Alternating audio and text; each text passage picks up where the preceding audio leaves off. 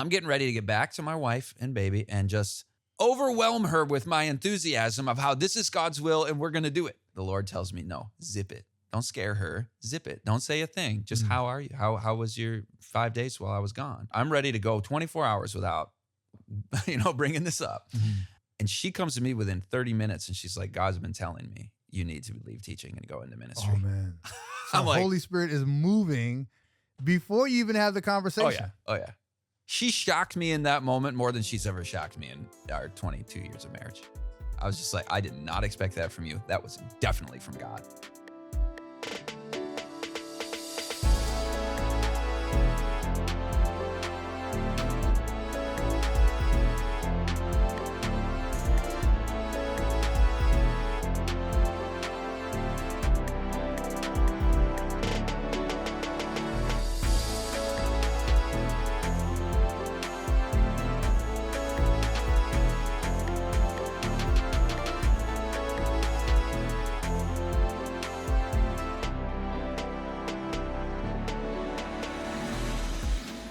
Welcome to another episode of Grape Juice and God.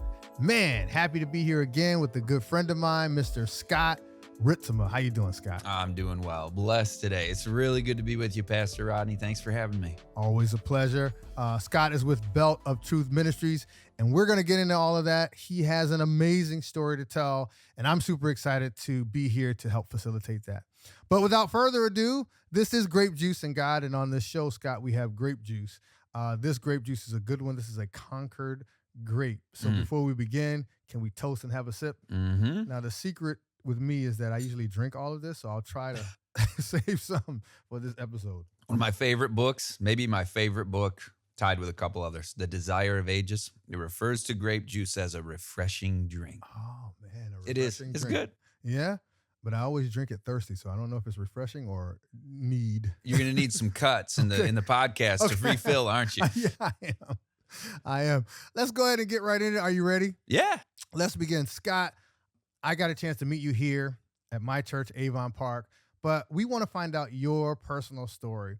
Take us back. Where were you born, my brother? I was born in Grand Rapids, Michigan. Grand Rapids. Is it close to Andrews University? That is about an hour and change north and east from Andrews, from Berrien Springs, yeah. Now, did you grow up as an Adventist? I grew up as a Christian in a denomination that is very prominent in West Michigan called the Christian Reformed Church, which is predominantly people who had emigrated from the Netherlands. It used to be called the Dutch Reformed Church, and they had become Americans and changed their name to Christian Reformed. So how old were you when you actually found out about the Adventist church? And in fact, take us through your story. Yeah, sure. Take us through your well, story. I can tell you I was 20, and when I was 20, I'd never heard of Seventh-day Adventist. Okay. I mean, we had... Wait, sorry to interrupt you. 20 years old in the Adventist area, and you had never heard of Adventist before. Well, there weren't a whole lot of Adventists in Grand Rapids, although funny enough, I later learned that the school I went to kindergarten at was like just down the hill from the Adventist school at that time. Wow. So, and I just didn't know because I was kindergarten. I, not really clued in, but yeah, I'd never heard of Seventh-day Adventists till age 20, but, grew up knowing Jesus. I mean, grew up praying, grew up going to Sunday school, Christian school. And what a blessing that was to never need to doubt that there's a God who created me, who loves me. And, everything, I wouldn't say that I always was cognizant of God. I wasn't always, and I certainly went sideways in my teen years, which I can tell you about. But I love the name of your podcast. Okay. It's Grape Juice and God. Yes. Like, isn't everything to be about God? It is. Everything. It should be. Yeah, it should be. Okay. If I'm going hiking, it's hiking and God. Okay. If I'm shooting hoops with my son, it's basketball and God. Okay. If I am going to the store, grocery shopping, it's grocery shopping and God. Everything. We got to bring Scott back. I mean, he's creative. What about married and God? There you go. Like that. I'm blessed to have a beautiful wife, and we've been married for just over 20 years now, going into 22 this May, and everything. I mean, we got to be thinking about our parenting. We got to think about how we're serving in our communities, how we relate with our aged parents and the needy around us, just 100 things. It's and God with everything. The Bible says that we should live and move and have our being in Jesus. Love it. You were raised by Christian parents then. What was it like growing up in your household? Were your parents strict? Were they... Not super strict. We could kind of watch what we wanted to watch on Okay. TV and come home from school and kind of get ourselves our own snacks. And so I kind of, had some liberties to eat and watch things that later on I'm making some reforms in my life. But you know what? God bless my parents. They did what they knew, and they loved me, and I never doubted their love, and had 3 siblings. And so, it was a good, solid family. We'd open the Bible before dinner. And my dad would say, Scott, would you like to have the reading before we eat at supper time after he'd come home from work? And, I'd always turn to like Psalm 117. Like, let's get, so I wasn't super into it as a kid, but you get that, fed into you, and you get those seeds planted. And like I said, I grew up, I remember sitting on my driveway. I'd shoot hoops, play basketball in the driveway. And I remember little kid looking up at the sky. And I'm just sitting there by myself, and it's, the clouds are rolling through. And we had sung the hymn many times in church, When Peace Like a River, It Is Well With My Soul. And the 3rd verse of that, the clouds be rolled back as a scroll. The trumpet shall resound, and the Lord shall descend. And I was imagining that happening. And I was taught and learned that's going to happen at some point. We don't know when, but Jesus will come back. So I grew up as an Adventist in that respect, believing in the second advent of Jesus. All your siblings, are they still Christian to this day? For the most part, the family has maintained that Christian Reformed denominational affiliation. I was kind of the one that explored outside of that within Christendom. And, that started in my late teens and early 20s. Didn't do the profession of faith routine that you do. I was baptized as a baby, if you can call it that. I was sprinkled. But when I was in my late teens, I was spreading my wings outside of that, questioning some of that and exploring, and ended up in really some wrong theological circles that were kind of the emerging church movement, and not so biblically based. Fundamental Bible believing is what I believe in today. Is the Bible says it, I believe it, that settles it. I go by the word of God. Prophecy is true. The symbols are symbolic, but it points to real history. And so, some of that weirdness of, exploring things as a young adult, God needed to intervene in. Now, you said, I love that. You were sitting in your driveway, looking up at the sky, thinking about this hymn, and just questioning. So obviously you were always questioning because of, you grew up learning about the Bible. How did you get to the point where you were studying these other faiths? Like, why did you move from your faith that you had? Well, I was always questioning and skeptical. It's kind of just, you have a personality. You have a nature with it, and a lot of that actually probably comes from my mother. She is a thinker, and my dad is as well. My mom's a reader. And I take after her in a lot of ways. And her dad, my grandpa, was a lay historian, loved to study history and theology. And I could sit and talk with him for hours later on as I matured. So those questions were kind of embedded to always be thinking for yourself. And the Bible challenges us to do that. It says, come now, let us reason together. But really, it came out of rebellion too, which was not healthy.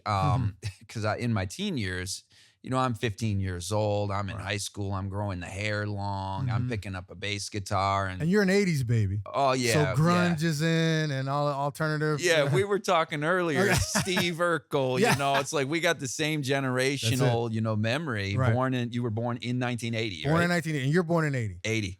But I'm younger. No, October. And what was it? January. The confession has been made. There it is. You're the senior member. But here. I look younger. No, but go ahead, continue. Played in the rock band. Listened to every worldly, unholy, un-Christ-centered thing that I could get my hands on. Right. At 15, 16, get the driver's license first. And me and the buddies are out just, making trouble, finding foolish things to do. And that phase in life, I was not happy. I was not happy. And the music is dark. The music is not uplifting. It's not sacred. And, you're inviting actual demonic influences into your life when you bring that worldly media in. And as a part of that, I could say that I thought the whole time when I was living in the world, of the world, for the world, I thought the whole time, I'm saved. I didn't reject my belief in God. I would drink alcohol with my buddies on the weekend and then go to bed and ask God's forgiveness and just be like, well, everybody's a sinner anyway. Right. And I'm just going to go ahead and do this and then ask forgiveness and I'm saved. So you didn't think you're like, I can just live my life. Exactly. I'll ask for forgiveness. Yeah. And then I can just restart that week over and over again. Or just over again, just fresh. You know, I had no plans to stop. So it really wasn't a confession of repentance. It was a formality where I thought there's this legal process whereby if I say these proper words of confession, then God's on the hook to, count me as his when I'm thumbing my nose at him day in and day out, living in total rebellion. That wasn't faith that I was placing in him. That was presumption. And it was, like I said, I was not happy at that time. I was chasing the pleasures of this world. So let me ask you a question. Typically, when I talk to someone about that time period of just living and then the music, they end up saying that they got to a point where they were depressed. Was there any depression, any dark moments there growing up to where you're like, I don't even know if I want to be here? Not to that level, but a lot of anger. Yep. And just like my countenance was just, and part of that was like the image. You're in high school, you're trying to figure things out. I'm in the big pond here from this little school and like, okay, what's my band? What's my style? And it's silliness, but it comes out of an insecurity. So you just adopt the attitude and the emotion that is that, I guess it's depressive, and the music only causes more of that. So when I say not happy, it didn't get to some of those really harmful, dark places where people have that suicidal tendency. And that, if somebody's listening and is in that place, Jesus is there as your loving Savior. He's never giving up on you. Don't give up on him. Reach out to him, seek him, find the light in his countenance of love in his open arms. He says he stands at the door of your heart knocking. He wants you to open that door and come in and eat with him. I guess we would just say this is a questioning period. So is there someone that comes into your life that helps you do this research, or do you just do this all on your own? Well, I'm at a youth retreat, and I'm a junior in high school, and there's these seniors who'd gone on a mission trip, and they were like deeper into the world than I was, but they were getting saved, and they're coming back. They're on fire for the gospel, and I'm like, I want that. Oh, man. They witnessed to me. And at that youth retreat in the woods, my music is back home. We didn't have phones distracting us then, but it was my CDs, and I gave my heart to the Lord. And I said, I'm going to stop with the drinking. I'm going to stop with the partying. And, I didn't give up the worldly music because I didn't quite get it that, musical style actually counts when it comes to spiritual things. But it was the step of, I really want to be an actual Christian and not with this faking thing where I'm just asking the forgiveness. So that started it. And, I still need to ask forgiveness to this day. So it's not like once you give your heart to the Lord, now it's like you don't pray the prayer of confession, but it's actual confession now. That's a common thought, though. So a common thought with many Christians that, okay, I believe I'm saved. I've asked God for forgiveness. I no longer have to ask God to forgive me. And, Paul says, I believe we die daily. So daily we should be asking for forgiveness. Daily we should be asking to be, Lord, please consecrate me. So you go to this camp, you give your heart to God, you make this profession, by yourself. What happens next? Well, all my buddies are still doing their thing. They didn't join me on that. So Friday nights, I'm just staying home. I don't really have a Christian community. I don't really have friends. So nothing really builds. I'm just watching TV Friday evening instead of partying. And is this an Adventist camp? No, this was still in the Christian Reformed community. Okay. Yeah, I still hadn't yet heard of an Adventist at this point. I'm 17 years old, and my older sister's watching me watch TV Friday. She's like, "Why aren't you with your friends?" And I wasn't even proclaiming the gospel. Like, well, I gave my heart to the Lord. Nicole, that's my sister's name. I didn't do that. I'm just like, oh, whatever. I'm just watching. So the Lord needed to do something in me, and that's when I start going to other churches and I start exploring things. And as I said, some of that theology is wrong, but I start becoming more bold in my faith. And as a part of that, there's a prophecy series that is beginning in my town of Grand Rapids, Michigan. Now I'm a freshman in college at this point. What college are you attending? Calvin College. Of course, Calvin, because it's Christian Reformed. Of course. So John Calvin being the forefather of that Reformed movement. So I'm going to Calvin. Buddy of mine named Chad, maybe some of your listeners know Chad Cruiser. He and I grew up together. We come from the same cloth spiritually. We were buddies since we were little. And he's going to these meetings. these prophecy meetings night after night. And he's like, Scott, you got to come to the meetings. These are amazing. They're teaching Bible prophecy in ways we've never heard. And Who's running the meetings? It's David Asherik is the speaker. Oh, man. Yes, Okay. yes. Oh, yeah. Super dynamic speaker. Yes. This is the year 2000. He's like this 20-something young guy, just a couple years older than us. We're 20, and we're going to he's going to and I'm like, well, what's so great about these meetings? I'm busy. You know, I'm studying. I'm in college. I'm working. And he's like, well, they told us who the Antichrist is. And I'm like, nobody can know. You can't know. Come on. Did you know? Had you heard of the Antichrist? Have you I'd heard of the terminology? concept, but it's like we didn't really learn about that in our church. Okay. Revelation was not a book we studied a whole lot. Okay. But he's like, I know who my buddy Chad tells me, I know who the Antichrist is. And I'm like, no, you don't. So then I say, okay, well, tell me who it is. And he goes, no, you just got to come. Because if I tell you, you won't believe me. Smart man. And I said, well, I'll make a deal with you. You tell me who it is, and I promise I'll come if you tell me. Okay. So he told me, and I scoffed at it. And I'm like, oh, that couldn't be. And he goes, I knew you'd say that, but you're still coming, right? And I said, okay, I'll come. So I come and I learn about the Sabbath truth, the seventh-day Sabbath of the fourth commandment, established in Eden before sin. Wow. And I start learning this whole study about how that perpetuates in the New Testament church. And I'm like, whoa, I've never heard of this before. I got to study this. I've got to confirm this. When did the day change over to Sunday, the first day of the week? Wow. When, where, how, by whom? For what reason? So I'm a history guy. Okay. I'm doing a history major because I'm going to be a history teacher. That's what I'm at school for. Same. Oh, yeah, you were a history teacher. I forgot about you. You taught government, didn't you? Yeah, I remember that.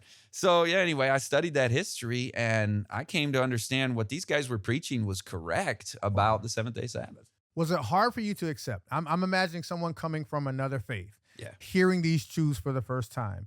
Was there any resistance, or because it was so plain, he explained it so well, it was easy for you to accept? I'm excited because it's the truth. Okay. You know, I'm just like, I'm open-minded, critically thinking. I want to know what is true. I'm asking people around me in my community, why do we observe Sunday? Well, because Jesus was raised from the dead on Sunday. I'm like, yeah, that's beautiful. That's wonderful. The resurrection truth. But where in the Bible does it say that truth makes Sunday the new Sabbath day? Oh, and there's no text. There's no scripture. It's tradition. It's man's tradition.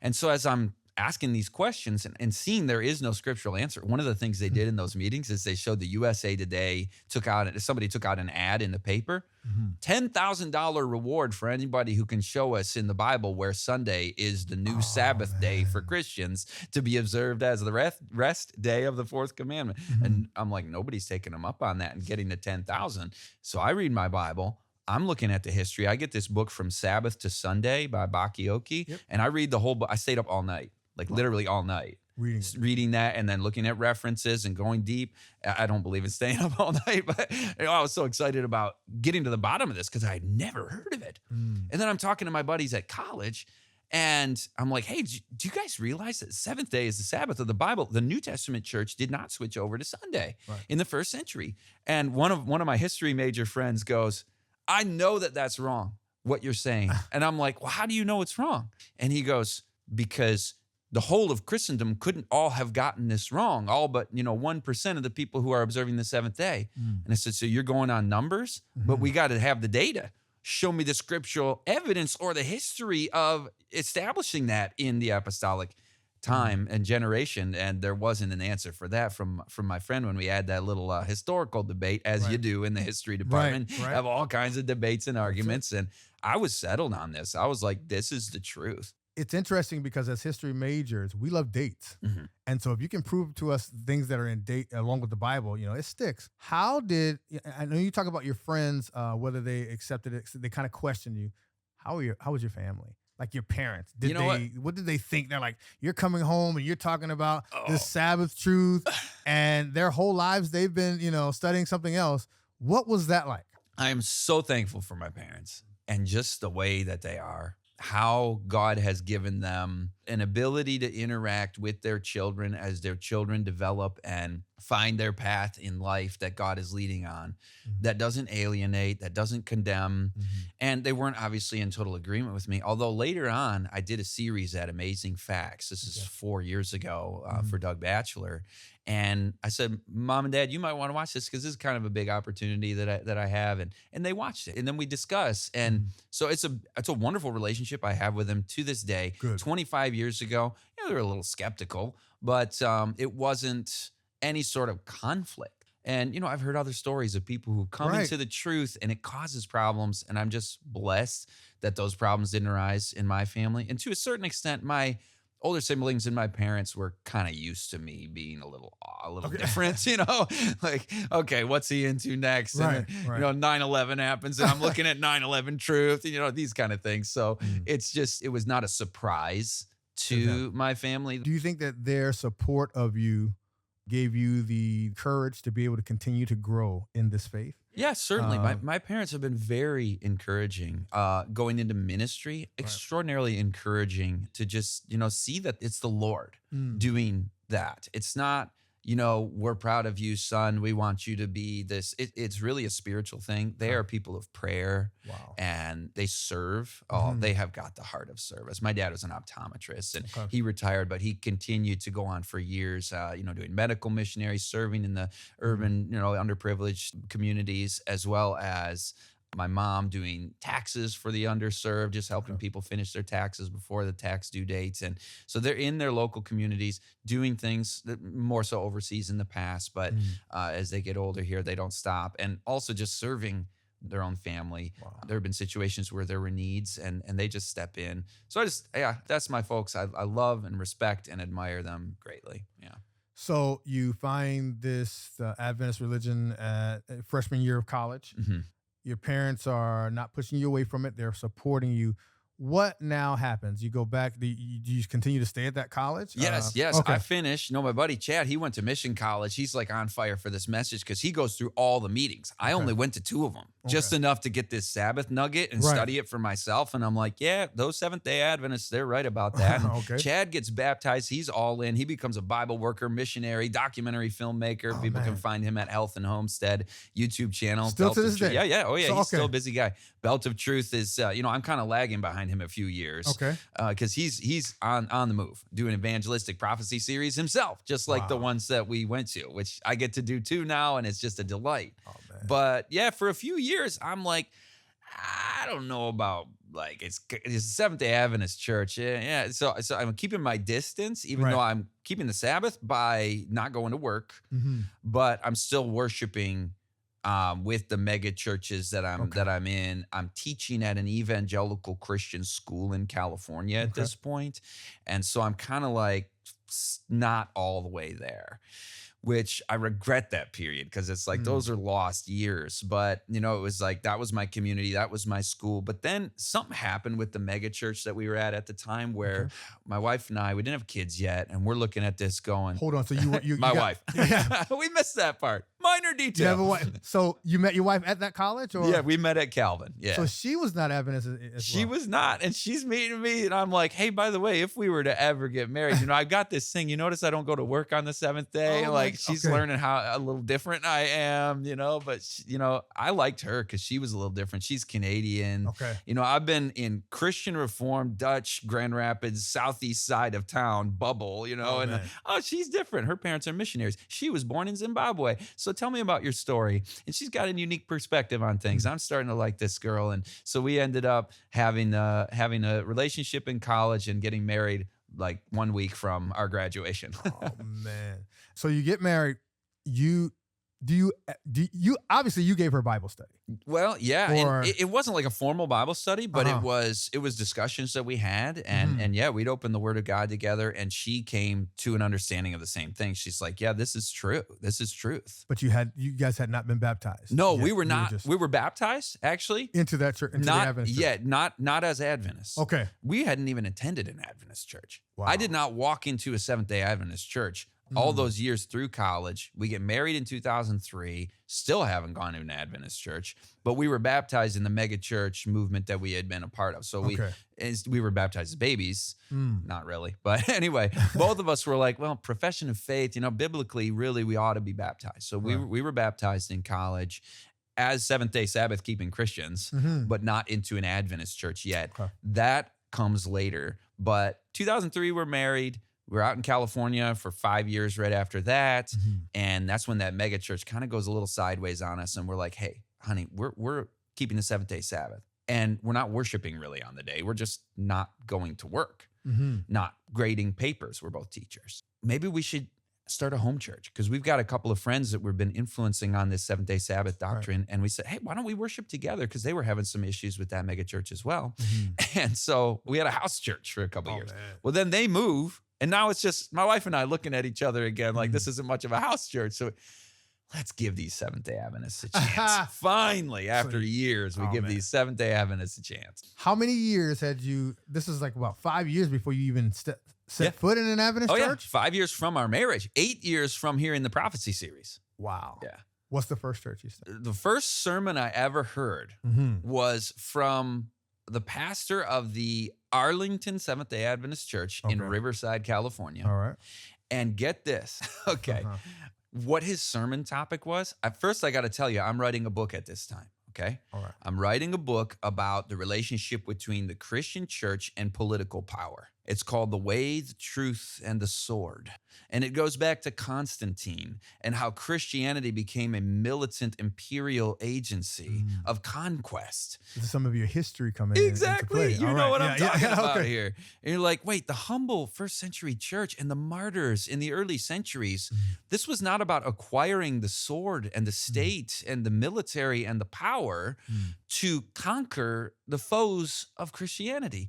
Jesus said the rulers of the Gentiles lord it over them, pagans, unbelievers, lord it over others, but not so with you. If you want to be great, be the servant of all.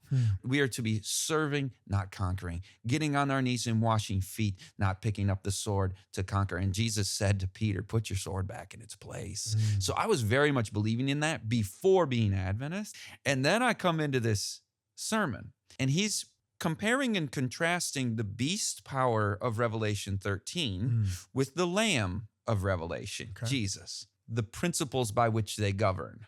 It's the exact same thesis as my book. Now, first sermon in that church. Had you been studying Revelation? Not really. I mean, a little bit. We had looked at questions like the state, what happens when you die? Okay. Are we immediately in heaven, in hell? The resurrection. So we were exploring some other Adventist doctrines at this time. We were listening to a program called Bible Answers Live by Doug Batchelor.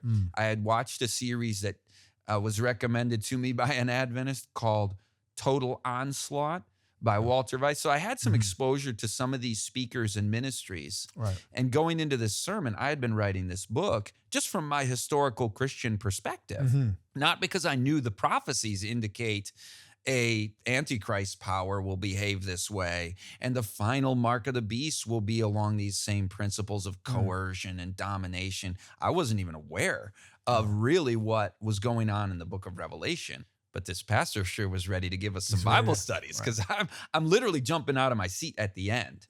We were from kind of the, less formal churches. And so he's, you got the final word of prayer, and he walks down the center aisle, and everybody kind of remains in, in a reverent posture to wait. In a reverent posture. But you were excited. But I'm just like jumping out of my seat. I'm escorting him to the back where he's going to shake hands. And I'm like, Pastor, can we talk? Because I'm writing a book on the exact same message that you just preached. And this is super exciting to me to know that you Seventh-day Adventists believe in this. And he's like, this guy's not an Adventist. No. Let me sit down. And so we started having Friday evenings, my wife and I, him studying. And basically we settled all the questions that I had.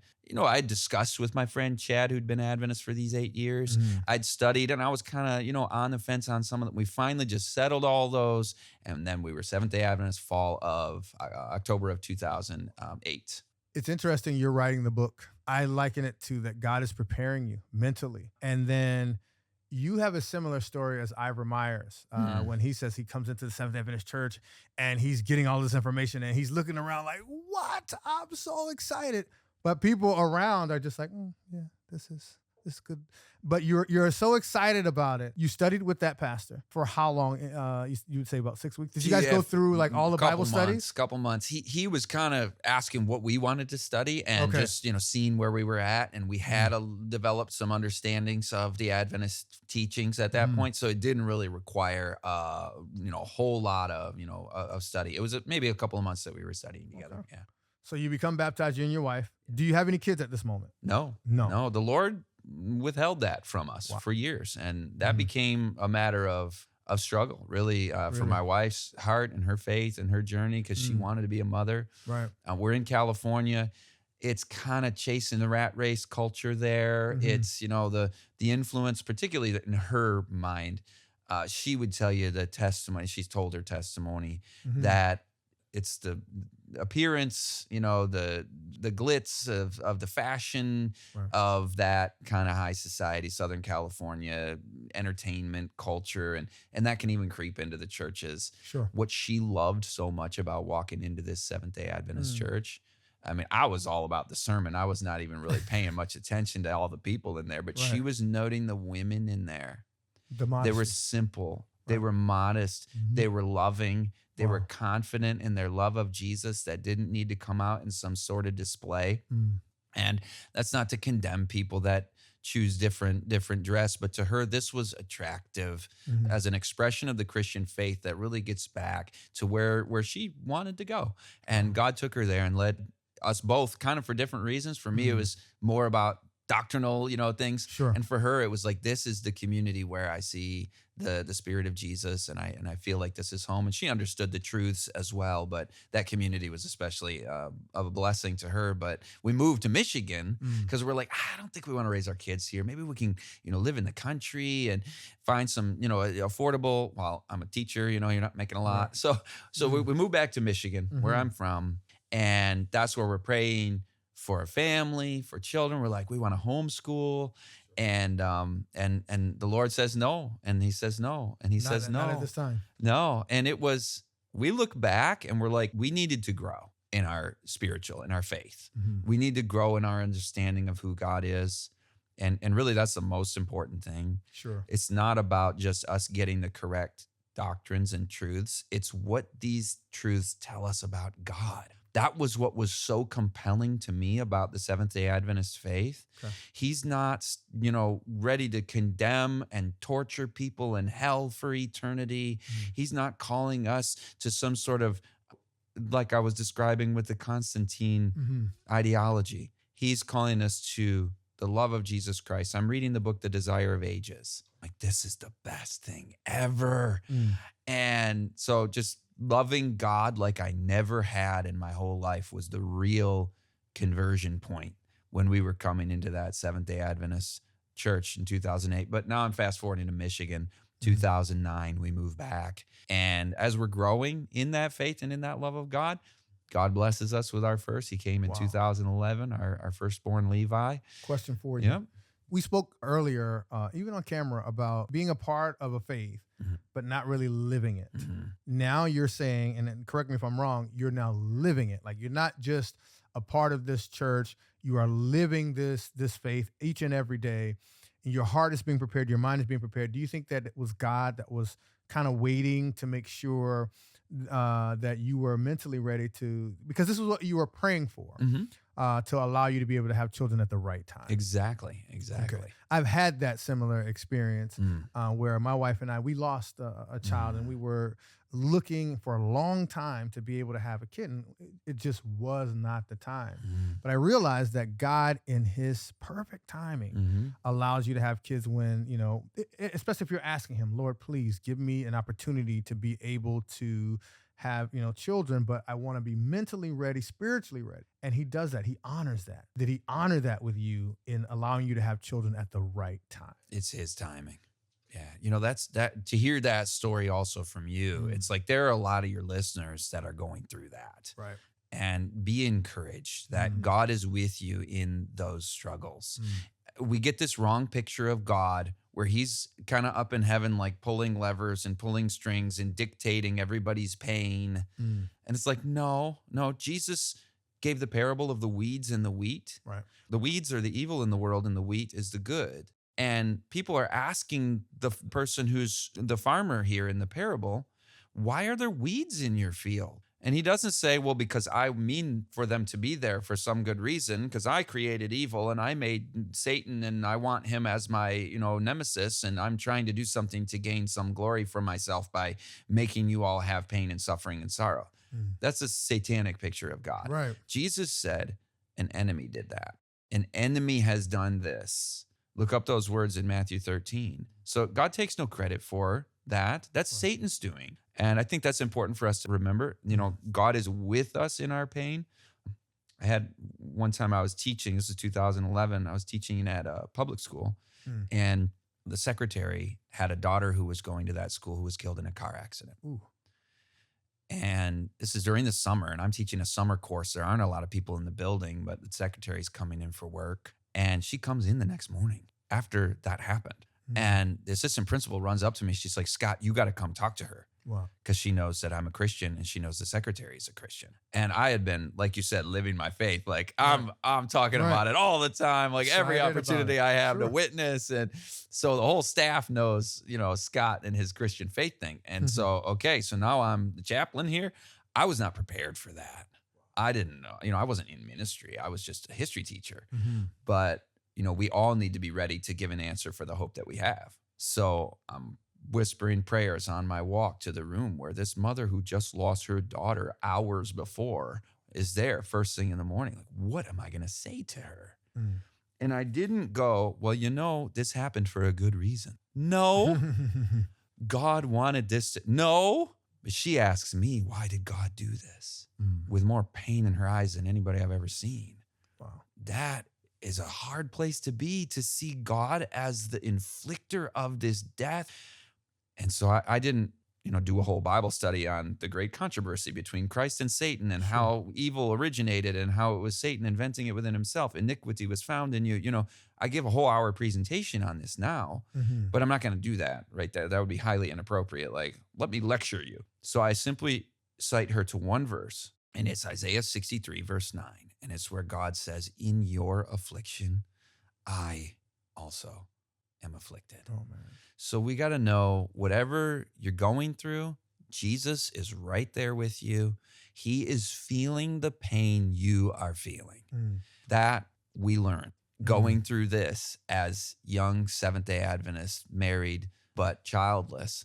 And not everybody's story ends like yours and mine, where you're blessed with a baby. Some people are the Job, where it's like, you know what? God really has a lot of confidence in you, that he knows your faith can lean on him through harder stuff than Pastor Rodney and I have gone through. But just keep that faith growing in him. He's right there with you. So you have become a baptized Seventh-day Adventist member. You've had your first child. When does God begin to speak to you about ministry? And speaking ministry, talk to that. It's about that time, actually. I'm teaching in this public school and studying, learning, talking to whomever I can. I'm going to the Seventh-day Adventist church. The Sabbath school superintendent's like, man, this guy's on fire. He's a teacher. Let's give him superintendent's remarks, to give him a few minutes to have a little message. And that then transitions to being able to have the pulpit for the sermon, which was mind-boggling to me, because growing up, it was like, if it wasn't the ordained, it was more formal in that regard. Had you ever preached before? Oh, no. Never. Never? So No this way. is your first? Yeah. How did you do? I know I remember my first sermon. Horrible. How was your first sermon? I just loved doing it. I just loved doing it. Also, the Bible position opens up at the school. Okay, what school is this? Grand Rapids, Okay. Adventist Academy. Okay.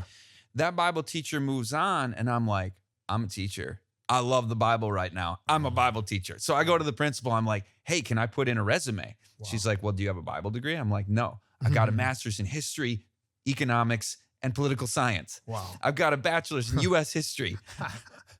She's like, that's not going to help. Oh, man.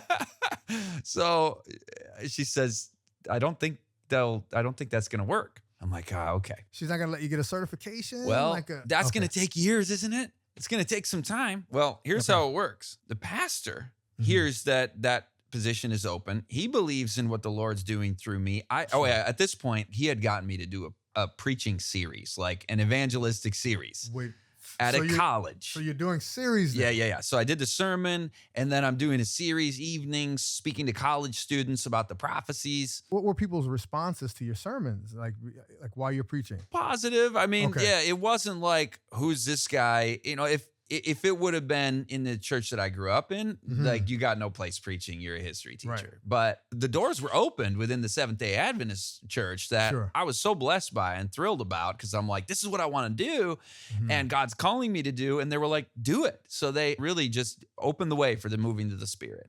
This is going to sound like a crazy question. I want to know, what was your feeling like when you were up there preaching? And let me give you some background. Sure.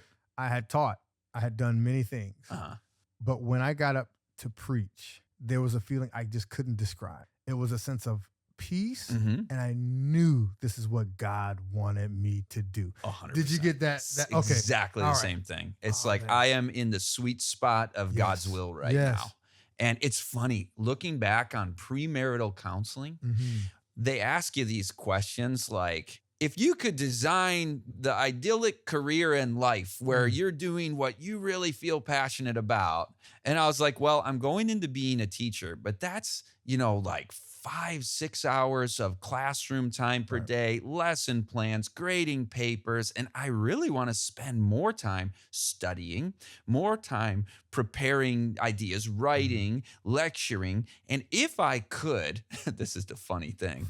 I said this back, way before I was Adventist, when my wife and I are getting ready to get married. The perfect thing for me would be if I could not have to teach every day during the week, but I could maybe like travel around and speak at churches on something that, interests me, that I'm passionate about. And, I'm spending the week kind of, bringing things together. But then on the weekend, I get to have seminars or something. Like, I didn't know this existed within Adventism. Wow. It was like envisioned in my head in 2003. And then later on, folks who know Belt of Truth Ministries, probably aware of Media on the Brain. That's what I ended up doing. We're getting ahead of ourselves a little bit, but that was 2012. That came out of the teaching position that I ended up, by God's grace, being able to have, because the pastor who is having me do the evangelism, the conference who he talked to, meaning the leadership of the pastors in the schools, they said, let's interview this guy. Let's give him a chance to have that Bible teaching position at that school. And they were supportive, and they asked me some tough questions. I mean, they really grilled me, and I respected that because this guy just came out of nowhere. Who is he? He's going to be the Bible teacher at one of our few academies in this conference. And so they held my feet to the standard, and by God's grace, they said, let's move forward with this. So I was able to do that Bible teaching position. But that's where ministry came out, like a formal ministry, because the Media on the Brain thing was a need amongst our youth. So you finally get the teaching job. You're a Bible teacher at the Grand Rapids Adventist Academy, while also doing your ministry where you're going around and you're doing series where you're preaching. Yeah. For anyone who does not know, if you're doing ministry with children, trust me, you are being prepared to go out and work in the field because they're asking you all kinds of questions. Oh, yeah. They're pushing you. Oh, yeah. You want to be prepared to answer those questions. So it's a deeper study. Yeah. And I loved the students that asked the toughest questions, the deepest thinkers, the ones who would push back. I love the classroom in that regard. I mean, the ones that want to be asleep or not be in there, they're always like, okay. But when I transitioned to teaching at churches all day on Sabbath, it's the students that want to be there. So I'm still the teacher, but it's everybody that wants to be there. But yeah, it came out of that context of being in the classroom with those high schoolers, having great discussions, exploring God's word together. And I loved those students. And I saw media coming in and creeping into their lives in a way that was disrupting their peace, their happiness, their relationship with Christ. And so I started ministering to them on that level, encouraging them, not with some condemnation, but hey, these are the effects of media. Let's talk about this. And then the local pastors hear of this and they're like, can you do this as a sermon? And I'm like, sure. What should we call it? How about we call this sermon for the church Media on the Brain? Wow. And then the conference hears of that and they're like, will you do this as a camp meeting seminar? Oh, man. I'm like, yeah, I can expand this into 6 parts and we'll call it media on the brain. And then the AV guy at the camp meeting, he's like, we've got these recordings that are just audio from camp meeting. But will you come to my church? And you're getting invitations from all these other churches to do this exact same camp meeting seminar locally for them. But why don't we set up some cameras and we'll get a seminar recorded for you so you can produce DVDs. This is 2012. Right. You can produce DVDs. You can sell those and fund a ministry. Put them out on a table after sundown after your seminar is over. So this begins. Because you are, I mean, how I heard of your name was Media on the Brain. Yeah. Would you say that's one of your biggest ministry? That was how it started. Yeah, Okay. that was certainly how it started. So you go from, when do you move out of the classroom and just go full-fledged into? It was Media after on the Brain? second year because I'm trying to juggle both. We've got this baby, a toddler, I guess. I'm reading child guidance. Or actually, it was Adventist home at that time. I didn't know the book Child Guidance existed. We were still coming along and learning. But I'm like, being a parent is a high calling. This is the most important job in my life. And when I had interviewed for the Bible position, my wife was pregnant and actually was beginning labor while I was in an interview with the school board. And I didn't know she was beginning that, but they asked me the question. Now, you're used to teaching at bigger schools where you got maybe 2, maybe 3 classes to prep. You're going to have 5 here. You're going to maybe have this club and other responsibilities. Sure. And you have a baby coming along. Are you able to really deliver what's needed in terms of the commitment at this school? And I answered them just honestly and frankly. And I said, well, this baby is my primary ministry in life, my wife and child. Right. Ministering at the school will be my secondary ministry. And I figure there's no way I'm getting the job now, but I got to be honest with them. And they respected that and hired me. But yeah, so here we are now, second year of teaching at this school.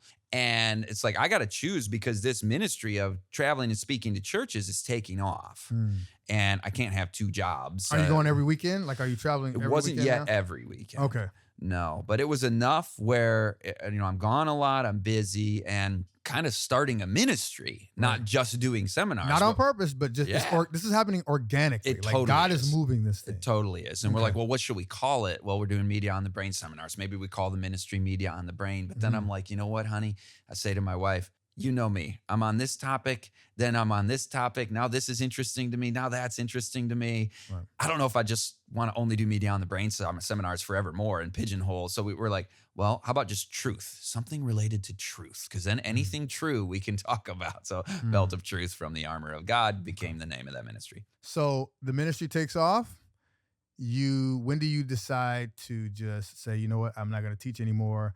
I'm just going full. I mean, because also now you're raising a family financially. You know, you have to do this. This is a step out on faith. Yeah. So is there something that God just does to inspire you or let you know, confirm to you that this is the way to go? Yeah. The idea of selling DVDs after sundown does not sound like you're going to support a family on that. But here's the story. It was totally God and God telling my wife that this is what we're going to do. Wow. She's not the adventurous one. I'm the adventurous one. She's the stable, keep the house in order, don't do anything crazy, low risk, lifestyle. Sure. That's just like a lot of mothers are. And that's wonderful. You need that stability. And I'm like, I got an idea. Hey, what about this? And half my ideas are ridiculous. And she brings my head out of the clouds and makes sure that I don't do anything crazy. Yeah. So this is crazy. You're going to leave your teaching job. And she's not saying this, but this is what I'm thinking if I'm going to be rolling this out. Like, hey, honey, I got an idea. I'm going to quit my career. 80s and I'm going to go in. 80s babies. No, we're just adventurous, but go ahead. Yeah, exactly. I mean, Gen X, we're out on our own wavelength all the time, aren't we? So I go to GYC. That's Generation of Youth for Christ. They've got this big exhibit hall, big conference of young adults. And I said, well, why don't I get an exhibit booth, put the Media on the Brain DVDs out there and see how this comes together. And I'd seen others do similar things. My friend Chad, people I learned a lot from, Little Light Studios, Little Light Ministries. Folks should check out their YouTube channel. They're awesome. They were on the media topic before I was, and I was learning things from them, incorporating some of their stuff in mine. And so I give them a lot of credit for really helping this movement get started. And I rode their wave, really. And others like Christian Berdal as well. So I'm kind of late to the party, but everybody's starting to talk about media. And this DVD is sitting there as people are walking up and down the aisles of the exhibit hall. and it says media on the brain. Everybody's talking about the brain at this point, too. course. This is like the two things that everybody's talking about in 2012. And these things are flying off of there. They don't even know who I am. I'm not on any satellite TV. I'm not even on YouTube. Right. I've just got DVDs. I'm nobody yet. But God's growing this ministry just right there in that exhibit hall. And then Amazing Discoveries walks up to me and they're like, what is this? We may want to have you come out and put you on our satellite network. That's going to be a big splash right there because they are hugely followed. And so I'm like, okay, I had several divine appointments, not just AD, but others. I'm getting ready to get back to my wife and baby and just overwhelm her with my enthusiasm of how this is God's will and we're going to do it. But I'm like, the Lord tells me, no, zip it. Don't scare her. Zip it. Don't say a thing. Just how are you? How was your 5 days while I was gone? I'm ready to go 24 hours without, bringing this up. And she comes to me within 30 minutes and she's like, God's been telling me you need to leave teaching and go into ministry. Oh, man. So I'm like, Holy Spirit is moving before you even have the conversation. Oh, yeah. She shocked me in that moment more than she's ever shocked me in our 22 years of marriage. I was just like, I did not expect that from you. That was definitely from God. Wow. Yeah. So you leave teaching, you start doing your own independent ministry, and this is what you've been doing ever since. How long have you been doing your own personal ministry? This has been since 2012, but I guess I was teaching still at the end of 2012. But then, interestingly, God opened up the door for one more year of part-time teaching to help bridge the financial gap. That was at a different school that took me on part-time at a boarding school, but the Great Lakes Adventist Academy, and I praise God for that opportunity they gave me. And then we wrapped it up after 1 year and went full-time into ministry. So, yeah, that was 2014 that it was 100% full time. Yeah. And you're still going strong. Yeah, by God's grace. So you've been on shows like 3ABN, what other Little Light Studios, but many other things. When I met you, how I met you is I'm preparing to preach, and my wife is like, yeah, and then I'm like, yeah, this guy Scott Ritsema is gonna Scott, and so she gets excited, and we come to hear you in Sebring, Florida. And you have many of people who love your ministry. And so that's how we had an opportunity to be able to meet, had you come preach at this church. I just thank you for that. Yeah. On the show, we do something where we give everyone their flowers. Okay. David has yet to buy the flowers yet. David's our sound guy. But we give these imaginary flowers. One day I'm going to say it and he's just going to have these flowers. But I want to give you these imaginary flowers. And that's what this is saying. Your ministry has been for several years. And I will tell you that everyone I come in contact with that knows you knows that you love Jesus. And you are definitely lifting him up and drawing men towards him. I want to thank you for doing that, affecting not only my personal family, but thousands of families around the world who are learning more about Jesus and learning, most importantly, about the second coming of Christ. Amen. I think that's, for me, is one of your biggest strong points, just preaching on the fact that, hey, there's a God who's coming back to save us. Tell us about Belt of Truth Ministries. Well, Media on the Brain kind of carried us. We'd do up to 50 weekends a year. I mean, it was just flying here, driving there, go for a few years. But pretty early in, we're like, we want to make it where Belt of Truth is more than just Media on the Brain. So we started a parenting seminar. Now, this is pretty funny because I know nothing about parenting. My kid is 2. And I'm like, well, what I do is teach. So I'm not going to say I know everything about parenting. I'm great at this, because I'm not. Every parent knows they are not great at parenting. You learn that more as the years go on. But I read George Barna's research on how the spiritually strong young adults of America were raised, what kind of parenting styles, techniques, principles are most likely to produce success. And then I'm reading Adventist Home, and I'm like, I'm reading the same thing here. So what Ellen G. White wrote 100 plus years ago is being recognized by modern science, social science research. And so I do a seminar on that called Raising the Remnant, where I just show George Barna finding number 1. Here's the quote that corresponds with that we should have known all along. And I go through 50 of those.